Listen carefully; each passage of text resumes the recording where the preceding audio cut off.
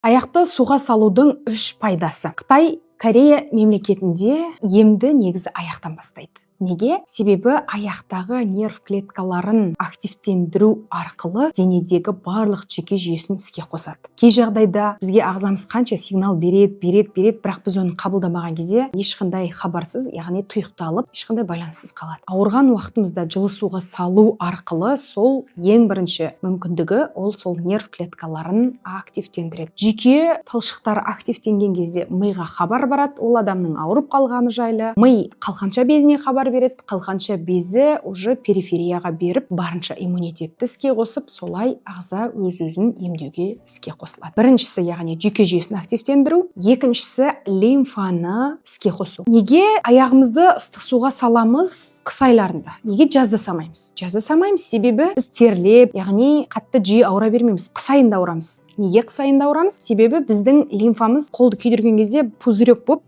соның ішінде су жиналады. Вот сол біздің лимфамыз. Сол лимфа қыс айында күн суыған уақытта ол біртіндеп қатады. Қатқанда мұз болып қатпайды, бірақ сол лимфа айналымы өте баяулайды. Лимфа негізі біздің иммундық клеткаларымыз көп орналасқан аумақ. Лимфа қоюланғанда немесе ол дұрыс жүрмегенде, дұрыс ақпаған кезде инфекция бізге атака жасап бастайды. Ал аяқты жылы суға салу арқылы біз жылы су, жылы сорпа ішу арқылы лимфамызды айналуын, яғни лимфа айналымы, қан айналымы секілді жылдамдайды. Біздің иммундық фагоцитозға жауап беретін клеткамыздың бәрі оянады, инфекцияны таниды, тану арқылы біртіндеп емдеп бастайды. Үшінші бір аяқты суға салудың пайдасы ол иммунитетті іске қосу. Яғни нерв арқылы, лимфа арқылы біздің қорғаныс органдарын, ол біздің тамағымыз, яғни бадамша безіміз, кеудеміздегі тимус, көк бауырдағы осы бір иммундық клеткаларға жауап беретін органдардың барлығы активтену арқылы біздің ағзамыз оянып, инфекцияға қарсы тұрып, бойымыздағы жаңадан басталып келе жатқан вирустың атакасына, қабыну процесіне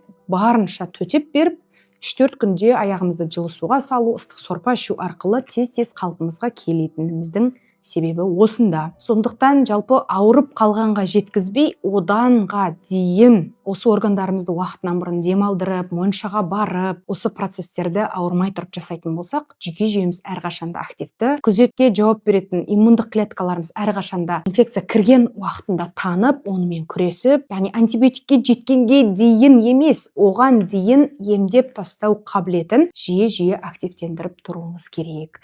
Ақпарат пайдалы болса, біздің YouTube парақшамызға жазылып алыңыз, уведомлениені қосып қойыңыз.